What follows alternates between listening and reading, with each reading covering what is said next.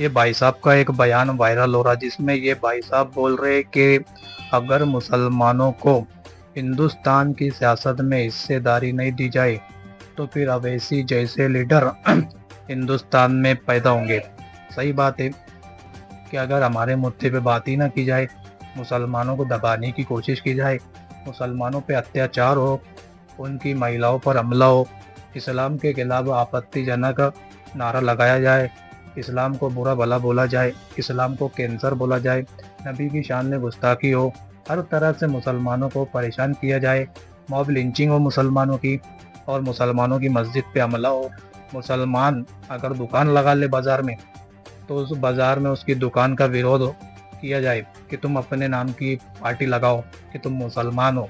हर लोगों के दिलों में जहर उबला जाए कि ये मुल्ला की दुकान है, यहाँ से कोई सामान नहीं खरीदना है। हर तरह से मुसलमानों का बायकॉट किया जाए। अगर तुम बोलो कि हिंदुस्तान की सियासत में मुसलमानों को हिस्सेदारी नहीं दी जाए तो फिर असदुद्दीन अवैसी साहब जैसे लीडर हिंदुस्तान में पैदा होते चले जाएंगे।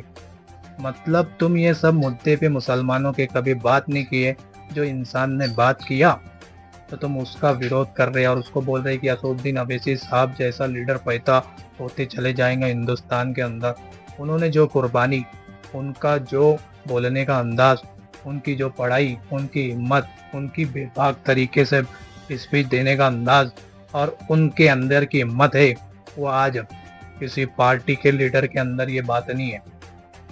और असदुद्दीन अवैसी मुसलमानों का लीडर नहीं है, वो पूरे हिंदुस्तान का लीडर है कि हर हिंदुस्तान के मुद्दे पे अगर कोई बात करता है तो वो असदुद्दीन अवैसी साहब है। जब असदुद्दीन अवैसी साहब मुसलमानों पे जुल्म हो रहा जब बात किए, दलित पर जुल्म हो रहा जब बात किए, ईसाइयों पर जब अत्याचार हो रहा था उस पर बात किए, हाँ, ब्राह्मण लोगों के साथ में ज़्यादती हो रही थी उनके मुद्दे पे बात किए, हिंदुस्तान के मुद्दे पे बात किए, तो फिर अभी आपका बोलने का मतलब ऐसा कैसे है कि हिंदुस्तान की सियासत में अगर मुसलमानों को हिस्सेदारी नहीं दी जाए तो अवैसी जैसे लीडर पैदा हो सकते। अब मुसलमान सिर्फ अपनी लीडरशिप बनाना चाहता, अवैसी साहब को आगे बढ़ते देखना चाहता और इस बात से बहुत सारे लोग को तकलीफ होगी। अब ऐसे लोग भी बयान देंगे जो सेकुलरिज्म का पाठ पढ़ाते थे, जो सेकुलर पार्टी होने का दावा करते थे, वो मुसलमानों के मुद्दे पे अब बात भी करेंगे क्योंकि अब मुसलमान जाग चुका है। मुसलमान की जो सोच पहले थी ना कि हमको भाजपा हराना है तो हम कांग्रेस को वोट कर देंगे, समाजवादी को वोट कर देंगे, राष्ट्रवादी को, हम सिर्फ भाजपा मुक्त चाहते हैं। पर अब मुसलमान ऐसा नहीं है। मुसलमान ने देख लिया सब पे भरोसा करके 70-80 साल से कि कौन क्या है और कौन कैसा है।